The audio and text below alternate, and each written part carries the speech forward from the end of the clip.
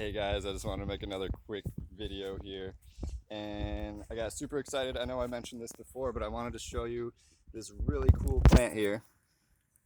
And maybe you guys have seen this and maybe you guys know what it is, but it's one of my super favorites. Nutritionally just dense, packed with nutrients, really good omegas, omega-3s especially. But if you look closely, it has a red stem, a thick red stem, teardrop shaped leaves, and it's almost succulent like in its looks and its feel and its thick leaves. But what's great about it is the entire plant is completely edible. Tons of nutrients. It grows in poor soil, rich soil, usually sprouts up in your garden. Most people think it's a weed and pull it out. But it's great, especially on these hot days when you're gonna need those omega-3 fatty acids to help you heal from any like sunburns, things like that. But it's a good one just to munch on. It's great to add to salads. You can refrigerate it. And I don't know if you can see on the very tips here, I don't know, I'm trying to look at my phone, but it gets these little seed pods that pop and shoot the seeds everywhere.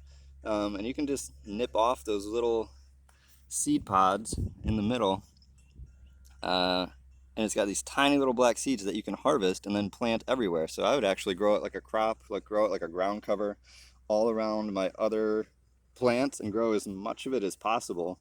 And eat it, use it, or yeah, just use it to shade your soil because it doesn't mind this heat and really grows in any conditions. One more thing I wanted to touch on was I know in Florida nematodes can be a problem. A lot of times with our root vegetables and sometimes our tree crop. The secret is just marigolds. Right now I'm just growing marigolds, hopefully to propagate some seeds, talking to some people about getting more seeds. The seeds are super easy to harvest just when the flowers dry out and die. You get this little bundle of seeds here, and I can show you. You just pull the seeds right out of the packet like that. So it just comes in a little seed packet, and you get a good, I don't know, 20 to 50 seeds or so per little packet.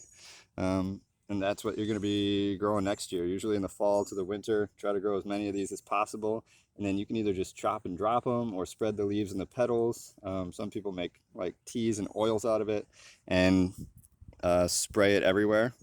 But the oils are what's going to repel the bad nematodes. There are good nematodes, but the ones that give people problems are going to be repelled by the marigolds, especially the French marigolds and these flaming orange marigolds. So I just kind of tuck them in. They're also, you know, most gardeners will tell you they are a pest deterrent in general as far as rabbits and other bugs, things like that. So they're just a good flower to have around, and they seem to do pretty well down here in Florida. I know people growing them in abundance, which is where I got some of my seeds from. And yeah, just collect those little seed packets that the plants give you and spread them everywhere, whether you're doing raised beds or in-ground gardening. You can't really go wrong with marigolds, and it's gonna definitely help prepare your soil, smell good, and they are edible. I generally don't eat a ton of them because they're pretty fragrant, but you can mix them into teas and stuff and get floral marigold teas. Some people even dehydrate them and do it that way. So just a quick video about a couple of the weeds and plants that we do for pests and nutrition. So keep on growing for good, and I will talk to you soon. Much love.